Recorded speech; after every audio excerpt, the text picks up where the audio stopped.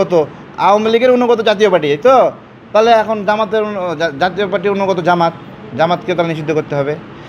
জামাতের বিপক্ষে মত একটা কিছু গেলেই জামাত বলে হলো দালাল। ঠিক আছে, শুধু একটা মতামতের জন্য আমাদেরকে দালাল বলে। অথচ জামাত 9 বছর জাতীয় পার্টি দালাল ছিল, 6 বছর আওয়ামী লীগের দালাল ছিল, আর 21 বছর বিএনপির দালাল ছিল। 53 বছরের প্রত্যেকটি বছর তারা দালাল ছিল। এখন এসে আমাদেরকে এসে বলে একটা মতামতের জন্য দালাল। ঠিক আছে, আমরা তো ধানের শীষ প্রতীক নির্বাচন করিনি, আপনারা করছেন। এই যে আওয়ামী লীগের সময় আমাদের একটা মনের মধ্যে কী একটা ক্ষোভ ছিল যে আওয়ামী লীগের পক্ষেই সবাই মিলে নির্বাচনটা করে ফেললো, ক্ষমতায় চলে আসলো। আচ্ছা, সামনে নির্বাচনটা কি এইরকম একটা নির্বাচন না? বলেন, যে আওয়ামী লীগের বিরুদ্ধে যারা ছিল তারা মিলে নির্বাচনটা করে নিল। তার মানে কি? মানে আওয়ামী লীগ যা করছে আমরা সেটাই একটা পুনরাবৃত্তি করলাম। তার মানে এদেশের মানুষ আসলে কখনো পূর্ণ ভোটের অধিকার ফিরে পাইল না। ভোটের যে একটা স্বাদ, যে একটা প্রতিযোগিতা, একটা টান উত্তেজনা, এখন আপনি কি করেন? বিএনপি আর জামাত মিলে টান উত্তেজনা হবে? হ্যাঁ হ্যাঁ, না ভাই ভাই হোক, জামাত বিএনপির পাশে কি দাঁড়াবে? হ্যাঁ বলেন তো। তো আমি বলতেছি সামনের নির্বাচনটা অনেক হতাশার নির্বাচন হবে। অনেকে বলতেছে সামনের নির্বাচনে প্রচুর ভোটার হবে, অনেক হবে, গোড়ার ডিম হবে। হ্যাঁ, না, এখন জামাত হলো বিএনপির সাথে টক্কর দেয়।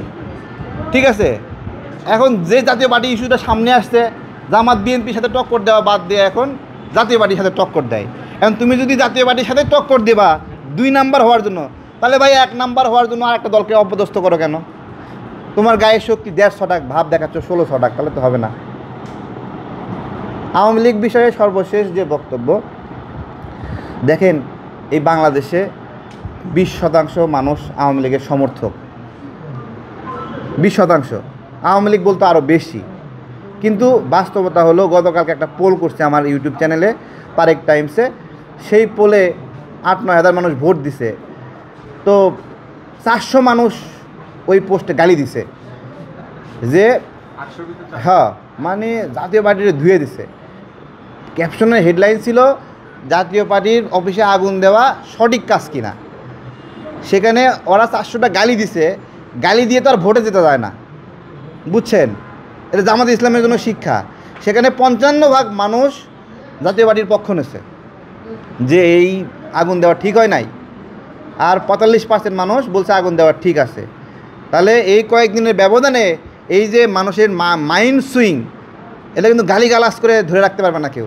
যদি জামাত শিবির মনে করে 1 বস্তা গালি, 2 ট্রাক গালি নিয়ে আসা ঢেলে দেবে আর গালি তাদেরকে ঢাল হয়ে রক্ষা করতে পারবে না। ভোট অনেক একটা গোপন জিনিস। মানুষের মন এত সহজে পরিবর্তন হয় না। মানুষকে 2 কাপ চা খাওয়াই দিয়া, পানির একটা ফিল্টার লাগাই দিয়া, আর ওই হাত পাখা দিয়ে বাতাস করে বলবেন আমি বাতাস দিলাম, একটা ভোট দাও, এরকম না। মানুষ সার্বভৌমত্বের বিষয়ে চিন্তা করে, আমার ভোটটা যেন নষ্ট না হয়, আমার ভোটের কারণে যেন একটা ভুল ফলাফল না আসে, সেই জায়গায় চিন্তা ভাবনা করে মানুষ ভোট দেবে। জাতীয় পার্টির বিষয়ে শুধু একটা কথা বলবো যে জাতীয় পার্টিকে যে অভিযোগে, যত বড় অভিযোগে অভিযুক্ত করছে, ঠিক আছে, এত বড় অভিযোগে জাতীয় পার্টি যদি অভিযুক্ত করেনি, ভোটের জন্য যদি অভিযুক্ত করেন, তাহলে জাতীয় পার্টির প্রতি অনুগত ছিল জামাত। হ্যাঁ, ছিল না? জাতীয় পার্টির প্রতি অনুগত ছিল জামাত। তাহলে তার জাতীয় পার্টির প্রতি যে অনুগত আওয়ামী লীগের অনুগত জাতীয় পার্টি, তো তাহলে এখন জাতীয় পার্টির অনুগত জামাতকে তাহলে নিষিদ্ধ করতে হবে। জামাত একজন আরেকজনকে বলে দালাল। জামাত নিয়ে গুরুত্বপূর্ণ তথ্য দিল তারেক রহমান। দালাল বলে। অথচ জামাত 9 বছর জাতীয় পার্টি দালাল ছিল, 6 বছর আওয়ামী লীগের দালাল ছিল, আর 21 বছর বিএনপির দালাল ছিল। 53 বছরের প্রত্যেকটি বছর তারা দালাল ছিল। এখন এসে আমাদেরকে এসে বলে একটা মতামতের জন্য দালাল। ঠিক আছে, আমরা তো ধানের শীষ প্রতীক নির্বাচন করিনি, আপনারা করছেন।